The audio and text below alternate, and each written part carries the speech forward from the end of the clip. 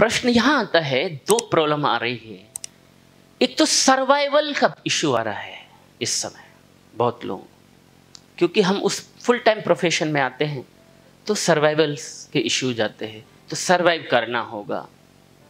जो आपकी minimum expenses हैं उनको फॉर टाइम बिंग, क्योंकि ये केवल कुछ महीने का राशन या घर के सर्वाइवल का इश्यू नहीं है।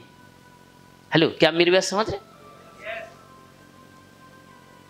1, 2, 3 महीने जो आप फेज से गुजर रहे हैं तो मन में है तड़प, घर के मिनिमम एक्सपेंसेस होते हैं जिनको मीट आउट करना होता है। कोरोना के कारण से सबकी सेविंग भी उतनी नहीं बच पाई थी, वो भी ठिकाने लगी, लेकिन उसके बावजूद भी हमें सरवाइव करना ही होगा। ये एक तरह से तैयारी जैसा है। तो किसी भी फील्ड में एक सिद्धांत याद रखिए, जीतना चाहते ना आप, तो 2 स्टेप्स हैं जीतने के, 2 step. First is survival.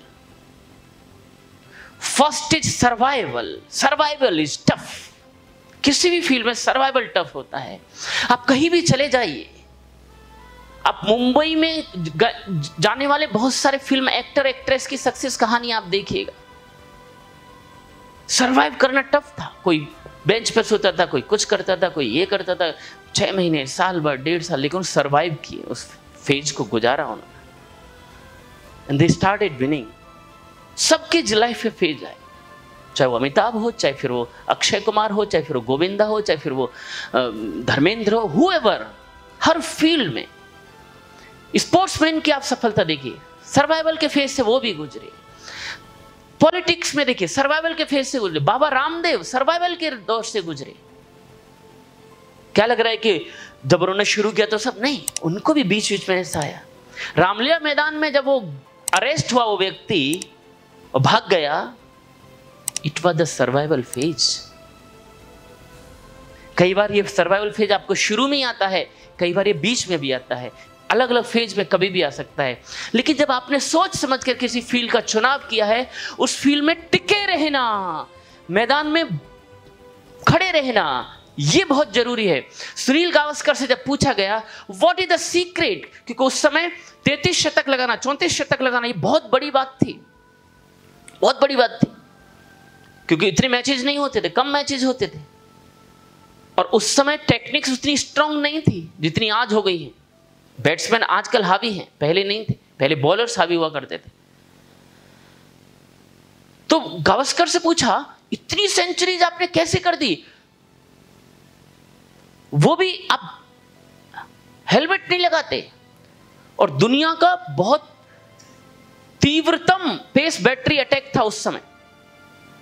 Malcolm martial, Michael holding, या कर्टली एम्ब्रोस, एक से एक, जेफ थॉमसन, डेनिस लिली, एक से एक खतरनाक बॉलर्स उस समय हुआ करते थे जिनसे कांपते थे बैट्समैन। लेकिन ये बंदा हेलमेट ही नहीं लगाता, कैप लगाता है केवल, पूरी कैरियर में कभी हेलमेट नहीं लगाया उसने। उससे पूछा गया कि what is the secret, what is the secret कि आप सेंचुरी कर जाते हैं, तो उसने एक चीज कही, मैं रन नहीं बनाने के लिए खेलता। बोलो मैं कुछ नहीं खेलता, मैं केवल पिच पर विकेट बचाता हूं, टिका रहने के लिए खेलता हूं, और जब मैं टिके रहता हूं तो बीच बीच में रन तो ऑटोमेटिक बनते ही रहते हैं। टिके रहना जरूरी है, टिके रहना जरूरी है। ये बिजनेस है। कोरोना में बहुत बिजनेस ऊपर नीचे हुए, ये बिजनेस है, अलग अलग कारणों से होंगे, अलग अलग कारण कुछ भी हो सकते हैं, लेकिन once you decide to choose a field, एक बार आपने डिसीजन कर लिया तो ये सब फील्ड में है, you have to survive in that field. If you decided consciously, if you decided कि लंबी विजन के साथ यदि आपने कोई डिसीजन किया, तो टिके रहना बहुत जरूरी है।